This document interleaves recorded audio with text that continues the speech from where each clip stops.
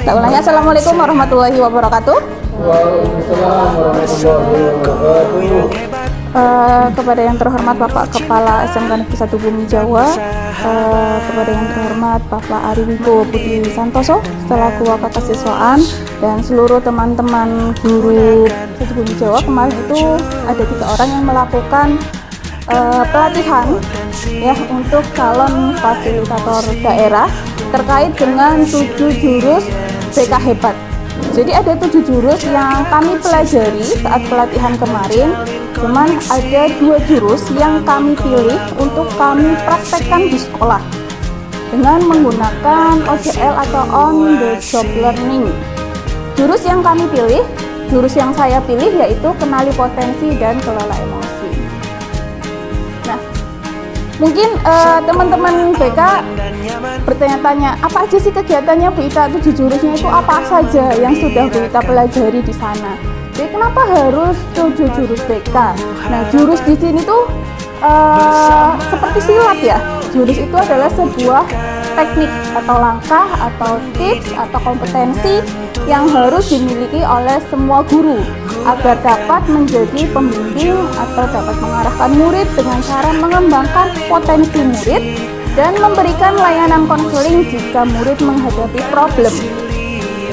Dan yang menekankan pada kelembutan, kelenturan, persaudaraan, perdamaian, pengendalian diri, dan kasih sayang.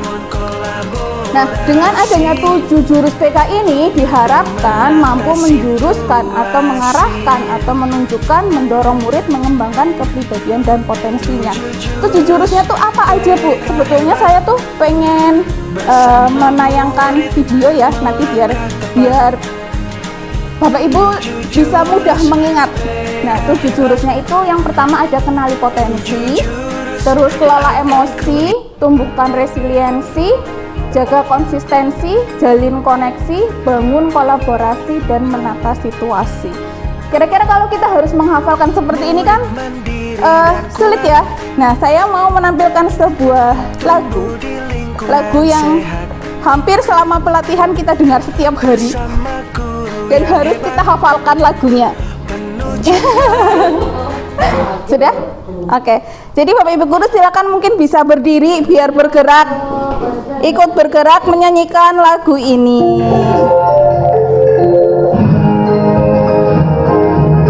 Oh, ini apa ya namanya? Pacu jalur.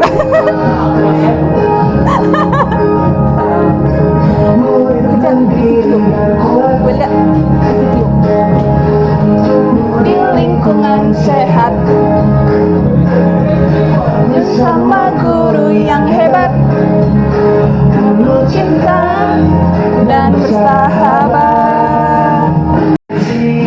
Menjadi koneksi, membangun kolaborasi dan menata situasi.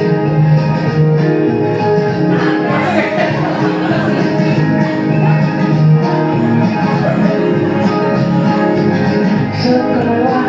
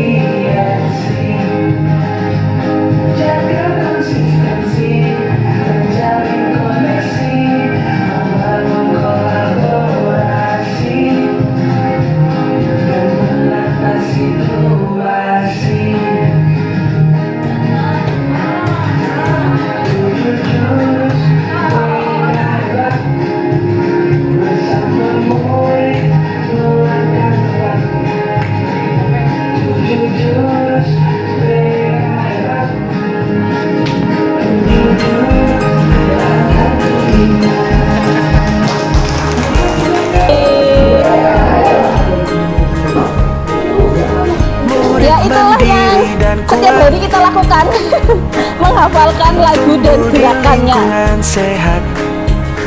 Iya, tujuannya adalah agar salah saya buka. Penuh cinta Salah saya dan buka. bersahabat, mendidik dengan tulus, gunakan 7 jurus. Nah, itulah 7 jurus yang harus dikuasai oleh Bapak Ibu guru, ya. Pada praktek OJL ini saya menerapkan 2 jurus, yaitu jurus pertama kenali potensi dan jurus kedua kelola emosi. Dalam pembelajarannya Bapak Ibu guru, kita itu menggunakan metode pembelajaran ARKA. Apa itu ARKA? Yang pertama aktivitas, kedua refleksi, ketiga konseptual, dan yang keempat aplikasi. Nah, aktivitas ini siswa akan terlibat dalam kegiatan langsung seperti permainan atau ada diskusi kelompok kecil sebelum kita memulai pembelajaran.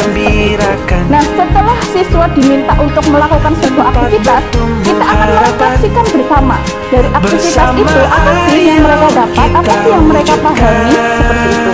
Nah, barulah setelah mereka itu bisa merefleksikan, berdiskusi, diminta untuk mengomentari atau merespon sebuah hal yang telah dilakukan, Bapak Ibu guru baru melakukan yang namanya konseptualisasi, yaitu memberikan penjelasan konsep yang berkaitan dengan topik yang dipelajari untuk memperdalam pemahaman siswa.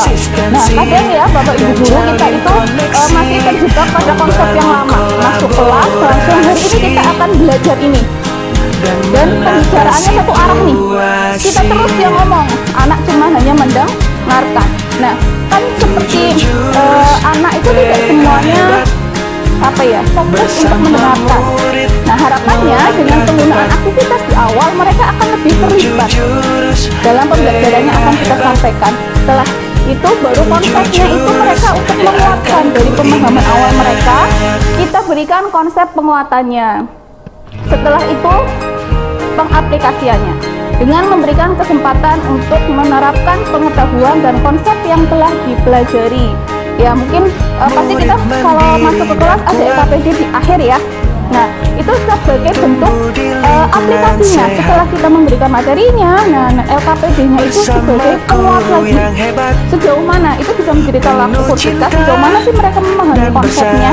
Jadi ketika masuk ke kelas tuh kita nggak cuma sekedar ngajar, memberikan materi habis itu sudah. Dan kita tidak ada tolak ukurnya, taunya anak itu paham dan enggak, kan nggak tahu. Nah, dari aplikasi ini, mengaplikasikan ini, kita seenggaknya tahu anak itu paham atau enggak sih yang kita jelasin. Nah, ada 2 yang akan saya sampaikan, yaitu tadi kenali potensi. Dalam pembelajarannya kenali potensi ini ada 3 gaya belajar yang kita pelajari, ada tentang kecerdasan majemuk, mengenali 3 gaya belajar, dan mengenali potensi karir di masa depan. Kalau untuk Bapak Ibu guru BK pasti materi ini sudah tidak asing lagi, pastinya sering kita sampaikan di kelas lah. Untuk kecerdasan majemuk, mengenali gaya belajar dan mengenali potensi karir di masa depan. Untuk kecerdasan majemuk mungkin biasanya di kelas 10 ya, kelas 10 di kecerdasan majemuk dan mengenali gaya belajar itu biasanya kita berikan di kelas 10 kan. Nanti untuk mengenali potensi karir di masa depan biasanya di kelas 12 ini untuk perencanaan karir. Di kecerdasan majemuk itu ada 8 kecerdasan majemuk Bapak Ibu. Saya yakin Bapak Ibu sudah luar biasa lah kalau BK ini apalah. Ini kecerdasan majemuk ada mulai dari visual linguistik, ada intrapersonal, interpersonal, naturalisme, ada kinestetik, ada apa lagi, matematik, kinestetik, apa enggak, visual ya, visual spasial. Gaya belajar pun ada 3, gaya belajar visual, auditory, dan kinestetik. Iya. Terus selanjutnya ini mengenali potensi karir di masa depan, itu ada 6. Itu yang sering kita bahas di namanya apa ya, singkatannya riasek ya, riasek. Nah, riasek. Nah, ini juga ada 6 seperti itu. Terus kelola emosi, itu pembelajaran yang kita dapatkan saat pelatihan Bapak Ibu. Di kelola emosi ini ada kolaborasi guru dengan guru BK dalam pengembangan kompetensi sel di sekolah, social emotional learning Bapak Ibu. Mungkin Bapak Ibu yang PPG sudah mendapatkan pembelajaran sel ini, social emotional learning, ya, penuh cinta ya muncul ya. Dan dimana kita harus berkolaborasi dengan Bapak Ibu guru maba juga di sana, dengan tulus menjaga kondisi kelas ketika kita masuk ke dalam sebuah kelas, untuk mengkondisikan emosi dari teman, dari siswa, dari diri kita sendiri. Terus kompetensi self awareness dengan peta emosi, itu mengenali emosi diri. Terus kompetensi self management dengan well of choice and mindfulness, jadi pemilihan keputusan ketika kita emosi itu, kita akan melakukan apa ketika kita emosi. Dan juga mindfulness, tarik nafas, ya kan, hembuskan lagi, seperti itu. Kompetensi decision making. Nah, Bapak Ibu, sebelum masuk ke penjelasan saya, kenapa sih saya menggunakan dua jurus ini dalam pelaksanaan OJL saya mau mengajak Bapak Ibu untuk kita melakukan sebuah aktivitas. Jadi saya akan membagikan kertas ke Bapak Ibu, kertas putih kosong. Bapak Ibu hanya perlu untuk memegang kertas ini, ya. Saya bagikan dulu. Jaga konsistensi dan jalin koneksi, membangun kolaborasi. Oke, nah kertas ini Bapak Ibu, ini adalah ibaratnya perasaan Bapak Ibu. Kertas ini itu ibaratnya perasaan Bapak Ibu yang dipegang satu saja. Dan ini adalah perasaan Bapak Ibu nih, ya. Nah, Bapak Ibu berhak dengan perasaan Bapak Ibu sendiri kan. Saya nanti akan menceritakan sebuah cerita yang seolah-olah cerita itu adalah peristiwa yang dialami oleh Bapak Ibu. Ya, jika Bapak Ibu merasa pada saat itu emosi saya marah, Bapak Ibu boleh meremas kertas itu. Mau sebanyak apapun remasannya silakan. Itu menggambarkan emosi Bapak Ibu. Emosi ya saat saya menceritakan. Jadi ibaratnya cerita ini adalah Bapak Ibu. Gitu. Atau ketika Bapak Ibu pengen menyobek kertas ini juga boleh. Bapak Ibu pengen ngelus-ngelus kertas ini aja juga boleh. Ya, boleh, boleh, silakan. Kalau misalnya pada posisi itu saya marah, boleh diremas, boleh disobek, boleh dielus, boleh dilipat kertasnya juga boleh. Ibaratnya ini adalah perasaan Bapak Ibu ya. Siap Bapak Ibu? Ya betul. Jadi nanti cerita ini ibaratnya adalah diri kita. Ya, cerita yang akan saya sampaikan ibaratnya adalah diri Bapak Ibu masing-masing. Ketika Bapak Ibu masing-masing itu berada di posisi seperti itu, emosi apa yang akan muncul? Siap? Oke, siap. Dengarkan baik-baik ya Bapak Ibu ya. Silakan sambil memejamkan mata biar lebih fokus mendengarkan. Bersama ayo kita wujudkan. Pejamkan mata Bapak Ibu, fokus dengarkan suara saya. Pagi itu, Bapak Ibu guru berangkat ke sekolah mengendarai sepeda motor. Bahan ajar yang sudah disiapkan rapi digantungkan di motor. Namun, beberapa meter sebelum sampai ke sekolah, motor mendadak mogok karena kehabisan bensin. Dengan susah payah, Bapak atau Ibu guru mendorong motor hingga sampai ke sekolah. Sampailah Bapak Ibu di sekolah.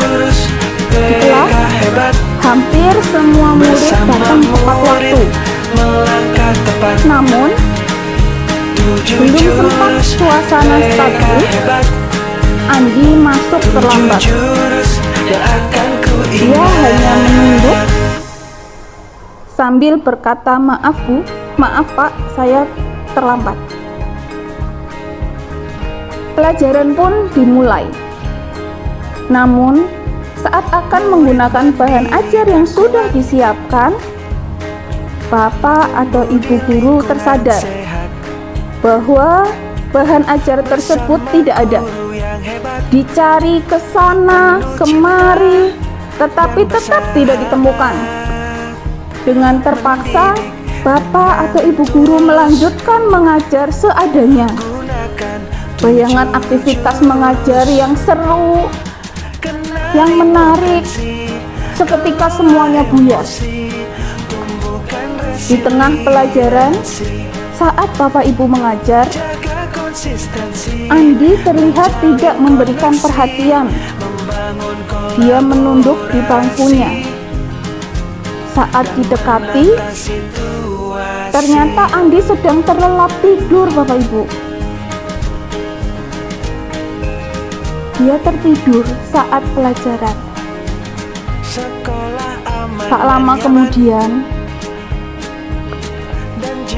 ada seorang bapak mengetuk pintu kelas. Bapak atau ibu?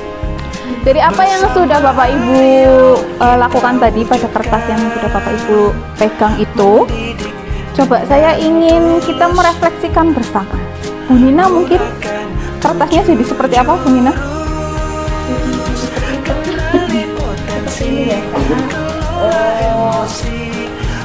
Dari awal cerita itu tadi kecewa karena dia terlambat terus, tapi ketika kamarnya datang ternyata ada alasan tertentu yang membuat dia terlambat duduk di kelas kayak gitu. Kalau saya di posisi bapak tersebut, Pak Guru tersebut, saya menyesal ya Bu. Kenapa tidak dari awal saya tanyakan alasan dia kenapa terlambat. Betul sekali. Jadi mungkin dari apa yang bapak ibu tadi rasakan setelah di awal mungkin ya, emosi, ada perasaan marah, ada perasaan kalut karena bahan ajarnya hilang gitu, ditambah dengan siswa yang datangnya terlambat, terus ngantuk di kelas, ada emosi marah mungkin ya. Tapi setelah tahu kenapa si anak terlambat, kenapa si anak tidur di kelas, jadi ada perasaan kasihan mungkin ya. Akhirnya menyesali ya, menyesali apa yang sudah dilakukan. Itulah ketika kita tidak bisa memanage emosi kita dengan baik, akhirnya akan merugikan diri kita sendiri dan orang lain. Padahal ketika kita bisa memanage emosi kita, mungkin kita akan bisa mencari jalan keluar atau solusi yang lebih baik gitu ya, dengan tidak menyakiti perasaan murid kita kah atau orang-orang di sekeliling kita kah gitu. Nah, Bapak Ibu, saya telah melakukan kegiatan OJL 1 dan 2 ini dengan jurus 1 dan 2. Itu untuk pelaksanaannya saya akan berbagi cerita dengan Bapak Ibu apa saja yang sudah saya lakukan di kelas pada kegiatan OJL 1 kenali potensi. Yang pertama, saya menggunakan pembelajaran berprinsip ARKA. Ya, seperti yang sudah saya jelaskan di awal tadi, ARKA, kita melakukan aktivitas, kita melakukan refleksi, konseptualisasi, dan aplikasi. Ini akan lebih mudah kita lakukan Bapak Ibu untuk mengingat langkah-langkahnya, karena biasanya kalau kita masuk kelas itu langsung konsep ya, langsung menjelaskan tanpa anak terlibat. Biasanya monoton, hanya satu arah dari kita yang memberikan materi. Dan kita akhirnya tidak bisa mengevaluasinya, anak itu paham atau enggak, terus interaksi anak juga kurang kan gitu. Makanya menggunakan konsep ARKA ini akan lebih mudah kita aplikasikan di kelas. Selanjutnya saya juga bersama murid itu meminta mereka untuk mengerjakan tes gaya belajar, potensi minat bakat pada aplikasi Aku Pintar. Bapak Ibu, aplikasi Aku Pintar ini gratis. Bapak Ibu bisa mengaksesnya di internet. Ini bisa Bapak Ibu gunakan untuk mengenali gaya belajar siswa-siswi Bapak Ibu di kelas. Murid merefleksikan hasil tes yang telah mereka lakukan dengan tahapan murid diminta untuk menuliskan hasil tes mereka di kertas dan mendiskusikan pengalaman mereka tentang cara belajar mereka selama ini. Jadi Bapak Ibu, saya meminta anak-anak setelah mereka tahu gaya belajarnya seperti apa, tes kecerdasan majemuknya seperti apa, saya meminta mereka untuk berkelompok sesuai gaya belajar mereka yang sama di kelas. Nah, setelah itu mereka akan saling berdiskusi Bapak Ibu, akan saling sharing. Walaupun mereka punya gaya belajar yang sama-sama visual mungkin, tapi cara belajarnya pasti akan berbeda Nah, itu mereka bisa saling sharing sehingga mereka bisa menemukan cara belajar yang paling efektif itu yang seperti apa untuk mereka gitu.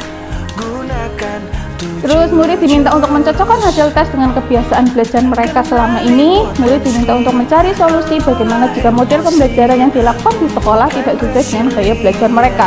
Mereka kan juga harus adaptif ya. Mungkin Bapak Ibu guru juga nggak mungkin bisa melakukan pembelajaran secara mendalam, secara berdiferensiasi semuanya gitu.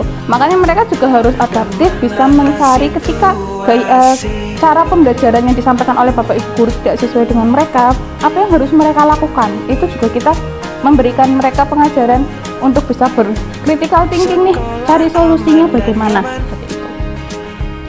Guru menerangkan konsep materi pembelajaran tentang gaya belajar, kecerdasan majemuk, dan penjurusan. Aplikasi yang dilakukan oleh murid, yaitu guru BK meminta murid untuk membuat rencana karir masa depan dan memilih ekstrakurikuler yang paling cocok dengan diri mereka. Jadi setelah saya memaparkan konsepnya ini tentang potensi, tentang kecerdasan majemuk, tentang gaya belajar dan lain sebagainya, nah mereka tuh diminta untuk mengaplikasikannya. Mereka sudah tahu gaya belajarnya seperti apa, kecerdasan majemuknya apa. Kita akan sama-sama untuk membuat rencana karir mereka, merencanakan yang terdekat ekstrakurikuler yang cocok itu apa untuk mereka, karena mereka kelas 10 ya. Setelah itu gambaran karir atau cita-cita mereka yang relevan. Kadang anak-anak kita itu belum memiliki gambaran masa depan yang seperti apa, atau mereka punya keinginan sesuatu itu ngikut-ngikut teman aja. Keinginan kuliah karena temen dekatnya kuliah jadi pengen kuliah, temen dekatnya kerja pengennya kerja gitu. Kuliah pun jurusannya apa mereka biasanya ngikut-ngikut teman juga ya. Nah tapi kalau kita sudah menjelaskan potensi yang ada dalam diri mereka, harapannya karir yang mereka rencanakan dari awal itu sudah sesuai dengan diri mereka. Walaupun kembali lagi rezekinya nanti mau jadi apa itu kuasanya Allah ya, cuman kita hanya bisa berencana agar sesuai. Kalaupun terjadi itu benar-benar bisa sesuai dengan diri kita. Apa yang kita kerjakan memang hal yang menyenangkan untuk kita. Selanjutnya pada pelaksanaan OJL 2 yaitu tentang kelola emosi, saya masih menerapkan konsep ARKA, aktivitas, refleksi, konsep dan aplikasinya. Kalau di kelola emosi, aktivitas yang saya lakukan adalah guru memberikan aktivitas semantik, yaitu murid diminta untuk menceritakan emosi yang mereka rasakan pada hari ini kepada teman sebangkunya. Jadi saya meminta mereka, Bapak Ibu, untuk saling berhadapan dengan teman sebangkunya. Mungkin ini juga bisa Bapak Ibu coba ya. Ketika mereka berhadapan, mereka diminta untuk saling cerita. Kita berikan waktu mereka untuk saling cerita nih, perasaan mereka hari itu sedang seperti apa. Dari mereka bangun pagi sampai mereka tiba di sekolah, mungkin kita ada di pembelajaran terakhir, biasanya BK ya, ada di pembelajaran tengah-tengah itu, apa yang mereka rasakan, emosinya sudah mereka melalui emosi apa saja, itu mereka perlu cerita. Nah, teman yang mendengarkan itu bisa memberikan masukan, harusnya penjelasannya bisa seperti ini, kayak gitu. Itu mengajarkan mereka juga untuk saling berempati, Bapak Ibu. Setelah itu kita merefleksikan bersama perasaan murid dengan menanyakan pada murid bagaimana perasaan teman sebangkunya. Jadi kita mengcross-check nih sama teman sebangkunya. Tadi temanmu ceritanya apa saja, Mbak? Ya cerita perasaan yang dia rasakan hari ini seperti apa, Mbak. Kita juga bisa tahu teman tuh mau saling mendengar atau tidak gitu. Setelah itu guru menyajikan materi layanan tentang kelola emosi. Kita menjelaskan konsepnya tentang kelola emosi, dari pengertiannya, terus jenis-jenis emosi itu apa, sampai bagaimana cara mengendalikan emosi, roda emosi, pilihan keputusan, kita sampaikan materinya. Terus setelah itu kita mengaplikasikannya. Guru meminta murid untuk bergantian mengisi jar of feeling. Nanti kita juga akan sama-sama belajar. Saya juga akan meminta Bapak Ibu guru nanti untuk mengisi jar of feeling. Saya juga pengen tahu nih setelah kegiatan ini perasaan Bapak Ibu guru tuh lagi seperti apa sih, kayak gitu. Nah, dalam pelaksanaan OJL tentunya saya tidak mulus-mulus atau lancar-lancar saja pelaksanaannya, pasti ada tantangannya, jelas. Mungkin Bapak Ibu guru BK yang satu ruangan dengan saya itu sudah tahulah ya, melihat beberapa minggu belakang kesibukan saya untuk melakukan OJL terlihat sangat gedebuk-gedebuk. terlihat lebih sibuk dari biasanya karena memang ada beberapa tantangan yang saya hadapi selama melaksanakan OJL 1 dan OJL 2. Yang pertama adalah kurangnya jam mengajar BK. Kita tahu bersama kalau guru mapel mungkin jam mengajarnya panjang, banyak, bahkan mungkin ada yang 1 minggu 2 kali ya Pak, 2 kali pertemuan. Kalau BK 1 minggu 1 kali pertemuan dan hanya 1 jam pelajaran. Kalau 1 jam pelajaran kira-kira bisa atau enggak diselesaikan? Enggak ya, kalaupun bisa akan tidak maksimal Bapak Ibu ya, apalagi saat OJL itu saya juga harus direkam, otomatis juga harus ada prepare lah ya untuk perekaman video dan lain sebagainya, harus pengambilan sudut angle yang baik dan sebagainya. Makanya kurangnya jam BK ini juga jadi tantangan untuk saya saat mempraktekkan OJL gitu. Tapi harapannya ketika kita diterapkan langsung di pembelajaran seperti biasa, 1 jam pelajaran itu harusnya tidak jadi hambatan untuk kita gitu ya. Terus keterbatasan ruang kelas ini karena sekolah kita lagi dapat rezeki rehab, jadi mungkin ada beberapa kelas yang tidak bisa digunakan atau sedang ada TKA juga kayak gitu ya. Nah itu juga akhirnya membuat saya secara pribadi itu mendapatkan kelas yang memang kurang representatif, kelasnya kecil kayak gitu kan. Itu juga sebagai tantangan untuk saya. Terus keterbatasan alat juga harus mencari proyektor ya, karena kan memang tidak semua kelas ini sudah ada proyektornya gitu. Terus juga clip on dan lain sebagainya itu juga perlu dipersiapkan. Tapi kalau dalam pembelajaran selain untuk OJL ya, harapannya Bapak Ibu ini tidak menjadi hambatan ya, proyektor dan alat dan sebagainya itu tidak menjadi hambatan. Bisalah kita tidak harus menggunakan media yang seperti itu, kita mungkin bisa mengganti dengan media yang lain. Nah dari tantangan itu saya kan harus mencari solusinya ya Bapak Ibu. Nah solusi yang saya lakukan yang pertama yaitu saya berkolaborasi dengan Bapak Ibu guru mapel yang jamnya sebelum saya itu panjang.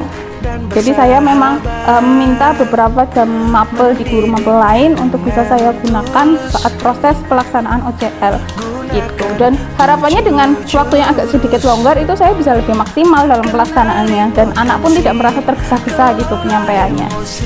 Dan yang pastinya adalah meningkatkan semangat untuk diri saya sendiri, itu jelas, karena kalau saya nggak semangat mungkin nggak akan terlaksana OJL-nya, apalagi ditambah dengan banyaknya tugas yang sedang ada di sekolah gitu kan, berbagi tugas dengan yang lain juga. Jadi harus ada semangat dalam diri saya bahwa OJL ini harus saya kerjakan, saya selesaikan seperti itu. Dan juga memberikan semangat pada murid di kelas itu sudah pasti. Nah, hasil dari OJL 1 Bapak Ibu, ini ada beberapa hasil yang sudah saya dapatkan. Yang pertama, saya secara pribadi mengetahui macam-macam gaya belajar dan kecerdasan akademik yang dimiliki oleh murid di kelas 10 TOI 2.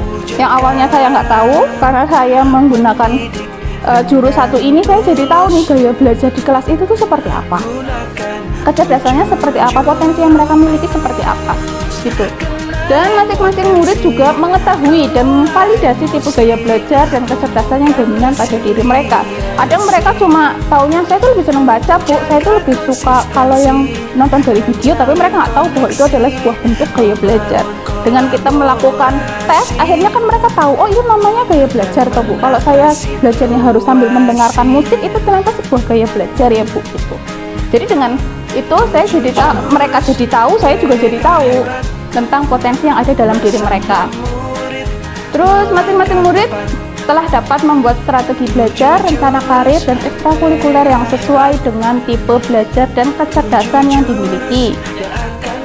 Ya, karena mereka sudah tahu potensinya, kecerdasannya, gaya belajarnya, jadi mereka bisa tahu gimana caranya buat mereka itu bisa membuat strategi belajar yang maksimal untuk mereka, efisien juga, efektif juga untuk mereka. Dampak OJL 1. Ini ada beberapa dampak Ibu, Bapak, dampak untuk saya secara pribadi juga dampak untuk murid. Yang pertama, Saya dapat modifikasi metode dan pembelajaran agar lebih efektif karena saya tahu di kelas itu dominannya gaya belajarnya apa, jadi bisa saya sesuaikan. Guru dapat menciptakan suasana belajar yang lebih kondusif dan menyenangkan. Guru mampu memfasilitasi pengembangan potensi penuh setiap murid secara individual. Murid lebih nyaman dalam belajar karena kita menyediakan pilihan media pembelajaran, pastinya berusaha untuk bisa berdiferensiasi di dalam kelas.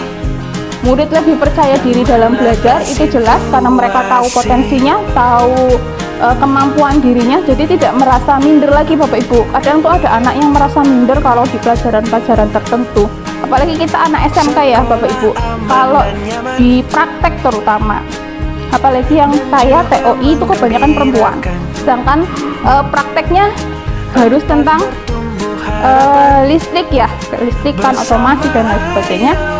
Kadang mereka merasa saya tuh susah sekali kalau untuk pelajaran praktek Bu, sulit sekali untuk mengikuti. Mungkin di jurusan lain juga sama ya, apalagi yang perempuan di TKR atau di TSM mungkin lebih ya Bu.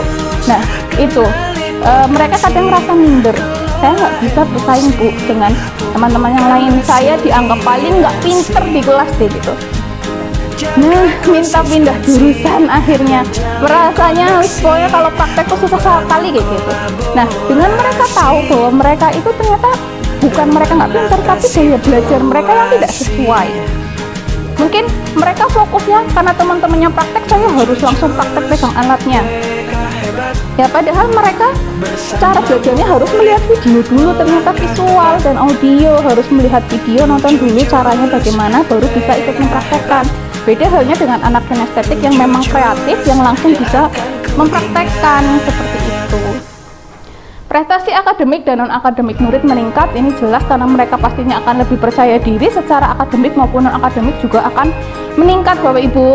Ya, jadi ini Bapak Ibu yang megang ekstra, termasuk saya, kadang-kala kita memaksakan anak ya Bu. Kadang kita lihat anak, kamu badannya tinggi, ikut ekskulnya apa? Ikut ekskulnya ternyata bukan paskib, ikutnya rohis. Kita yang sok tahu ini yang sok tahu langsung bilang, kamu tuh harusnya ikut paskib, kamu tuh badannya bagus, tinggi, harusnya ikut paskib aja. Padahal ternyata anaknya itu bukan tipe anak yang kinestetik, yang suka dengan kegiatan di lapangan, aktivitas fisik kayak gitu. Tapi kita sok-sok tahu ya, memaksakan tinggi harusnya paskib dan lain sebagainya gitu. Atau anak-anak yang secara look tampilan ganteng, cantik ya, ganteng, cantik, tinggi, putih, bersih kayak gitu ya, public speakingnya oke. Nggak masuk kriteria Pak Ivan ya, ganteng, putihnya enggak ya. Nah, kalah ganteng menang setia Pak. Oh iya. Nah itu kadang kita sok-sok tahu, kamu jadi itu aja, masuk Big Air, jadi duta, ikut duta kayak gitu ya Bu. Sok-sok tahu ikut duta. Padahal si anak lebih suka yang kegiatan olahraga, bukan yang harus public speaking, ngomong di depan orang gitu kan. Nah itulah, makanya kita juga harus tahu nih mereka itu pesannya seperti apa. Mungkin untuk Bapak Ibu yang megang ekskul, saya tanya-tanya juga sama guru BK nih ya. Guru BK pasti harapan saya itu semuanya bisa punya data tentang anak-anak binaan kita, biar kita bisa saling sharing. Itu sih lihat, kalau si ini kayaknya gimana anaknya kayak gitu, itu tipenya gimana gaya belajarnya anaknya, terus seperti apa kecerdasannya kayak gitu. Mungkin kalau dianya interpersonal, yang apa namanya, ekstrovert, yang suka ngobrol, yang punya apa, language-nya bagus, nah itu bisa kita tarik Bu. Tapi kalau kiranya oh enggak, dia anaknya kinestetik banget, oh ya berarti jangan kita paksa acak-acak seperti itu. Hasil dan dampak OJL 2. Hasilnya yaitu bagi siswa lebih mampu mengenali dan memahami emosi yang mereka rasakan serta mengidentifikasi penyebabnya. Tumbuh rasa empati jelas, dan pemahaman yang lebih baik terhadap perasaan orang lain. Siswa mampu meningkatkan kesadaran emosi, kemampuan untuk mengelola emosi serta secara positif, dan dampaknya bagi murid dan kita para guru, yang saya rasakan ya, suasana kelas menjadi lebih harmonis dan aman ketika guru mampu mengelola emosi dengan baik. Jadi kalau kita moodnya bagus masuk kelas, pasti rasanya nyaman ya. Contohnya, iya betul, Pak Irfan lah yang paling bisa jadi kita jadikan panutan gitu ya. Di kelas CKV ya selalu jadi idola ya ayah. Guru dapat membangun hubungan yang lebih sehat, hangat, dan empatik dengan siswa. Pastinya kalau kita moodnya bagus terus ya, nggak yang mudah tersulut emosinya, anak akan lebih terbuka atau tidak? Iya kan? Tapi kalau mereka baru datang kitanya sudah kira-kira kalau diajak cerita mereka mau terbuka nggak? Enggak ya Pak Ari. Nah, harus lebih calm down Pak Ari. Mengelola emosi, mendukung profesionalisme guru, dan membuat mereka lebih siap menghadapi tuntutan pekerjaan dan perilaku siswa. Bisa dikelola ya Pak Ari ya emosinya. Karena kita yang paling sering bersinggungan dengan anak-anak yang luar biasa. Betul Bu Heri. Karena sekarang undang-undangnya agak bahaya. Kalau ada predikat apa-apa, guru yang paling aktif.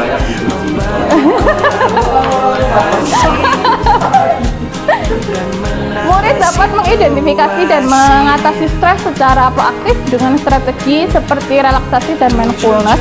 Jelas kalau mereka sudah diberitahu mindfulness itu seperti apa, terus relaksasi itu seperti apa, mereka kan bisa lebih mengelola emosinya. Nggak yang tiba-tiba jadi kayak kesurupan kan, jadi tirek. Betul, kadang bingung ya antara kesurupan dan jadi tirek itu bedanya apa gitu. Oh, dinosaurus bukan tirek, sama ya.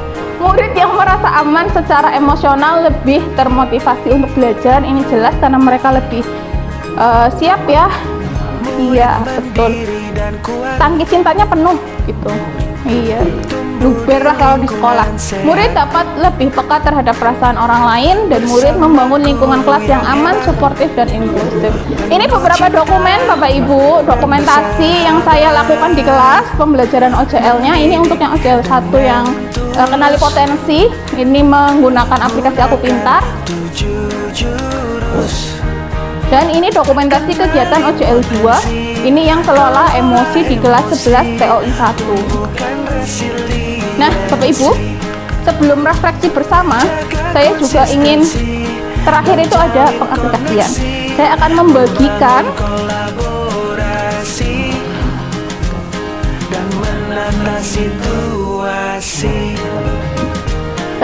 membagikan ini namanya jar feeling, jadi jar emosi, toples emosi. Ya silakan Bapak Ibu nanti diisi perasaan Bapak Ibu hari ini itu seperti apa. Silakan diisi, misal di garis segini tulisannya lagi marah, di garis segini lagi sedih.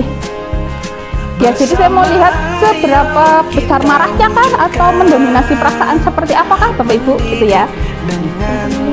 Ya silakan Bapak Ibu. Nanti setelah itu bisa dikumpulkan kembali ke belakang.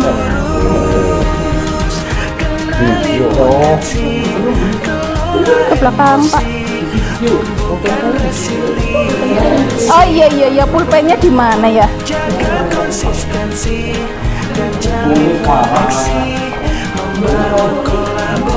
Ya di garis ya. Kalau perasaannya hari ini tuh apa, atau lagi sedang bersemangat kah? Sedang bersemangatnya tuh berapa persen nih semangatnya, kayak gitu. Ini juga bisa Bapak Ibu terapkan di anak-anak ya, di siswa kita di kelas juga bisa Bapak Ibu terapkan.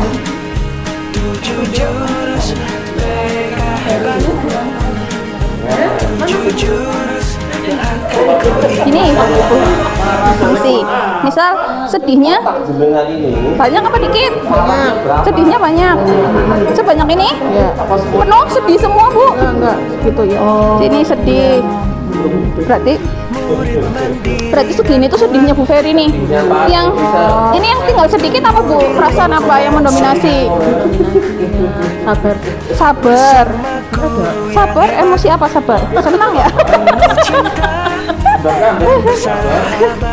sabar. Sabarnya dicuit. Nah, ya sabarnya sedikit, Bu Ferry banyak sedihnya.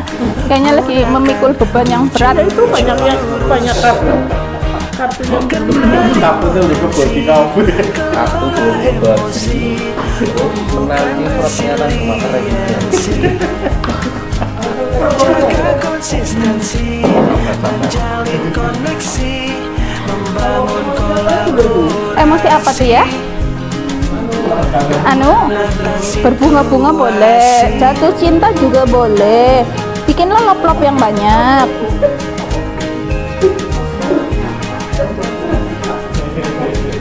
Sekolah aman dan nyaman. Sudah? Sudah, oke. Oh itu. Tuh tuh Pak Effendi ada. Bersama Ayo kita wujudkan. Mendidik Marah. Kayaknya Pak Arif marahnya penuh kah? Pak Irfan, oke. Pak Irfan ini marahnya sedikit ya Pak, 20%. Karena untuk sabar. Yang banyaknya adalah jenuh karena rutinitasnya setiap hari monoton seperti itu aja. Ditambah sekarang anak-anak di TKA ya. Terus senangnya aja nih, senangnya kenapa Pak Irfan?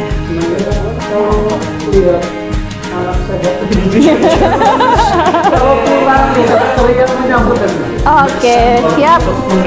Oke, siap. Ini Pak Patuh. Aduh, tulisannya kayak resep dokter ya. 1% rindu, 99% senang. 1% rindu. Rindu siapa Pak Patuh? Seseorang yang jauh di sana. Oh, mantan katanya.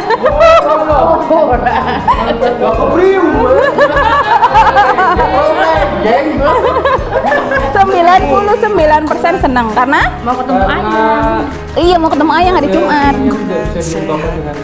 Oh iya. Oh iya iya iya iya iya iya iya. Oh iya iya iya iya iya iya Jumat ya. Bu Ferry sudah? Oke.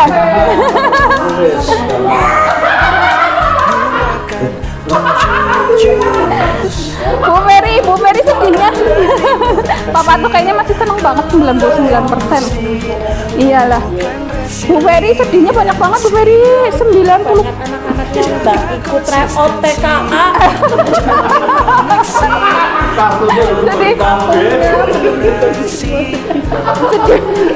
Sedih banget ya Bu.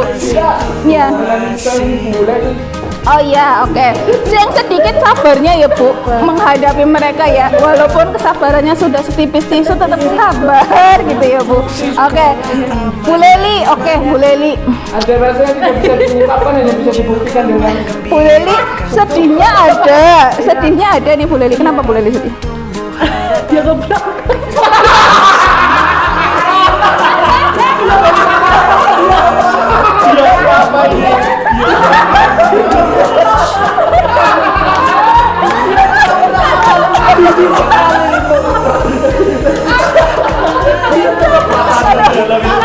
Ini biasanya jawaban pertama yang jujur dari dalam hati ya Bapak Ibu ya.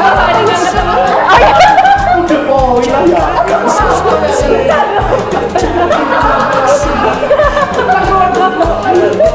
Ya, oke. Selanjutnya bahagia. Bahagianya kenapa?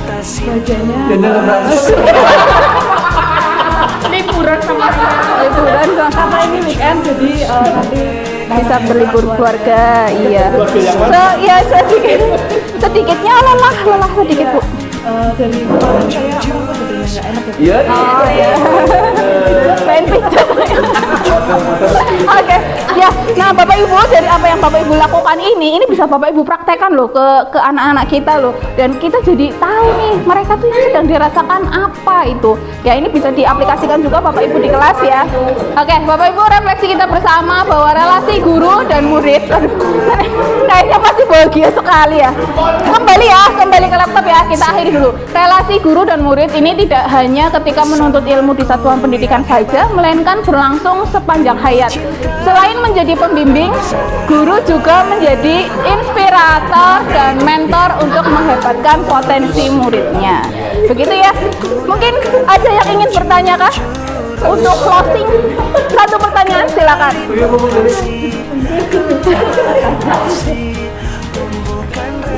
Ya, kayak mau diminum ya Pak? Jadi pengalaman sama membangun kolaborasi dan menata situasi. Oke, kalau dampak yang dari siswa ya, itu pertama mereka menyadari tentang dirinya sendiri. Utamanya itu, mereka mencoba untuk mengenali dirinya. Selama ini kan mereka tidak mencoba untuk mengenali dirinya ya, nggak tahu potensi kekuatan yang apa yang ada dalam dirinya juga seperti apa mereka nggak tahu. Bagaimana emosi yang mereka rasakan juga mereka nggak tahu. Nah, dengan adanya jurus 1 dan 2 ini, mereka bisa jadi lebih mengetahui tentang dirinya sendiri. Mungkin seperti itu ya Bapak tuh ya. Oke, mungkin itu saja. Terima kasih Bapak Ibu Guru untuk pertemuan kita pada siang hari ini. Mudah-mudahan apa yang saya sampaikan bisa bermanfaat untuk Bapak Ibu semuanya dan bisa sama-sama kita mengaplikasikan untuk kebaikan pendidikan kita ke depannya dan juga untuk anak-anak kita. Mungkin itu saja. Saya akhiri. Wassalamualaikum warahmatullahi wabarakatuh. Waalaikumsalam.